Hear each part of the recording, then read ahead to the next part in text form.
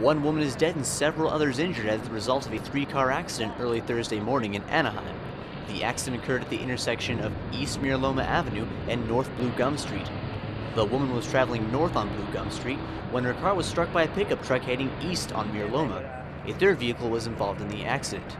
The woman died as a result of the collision, and the other drivers and passengers sustained only minor injuries. The cause of the incident is still under investigation. I'm Dylan Kent for OCRegister.com.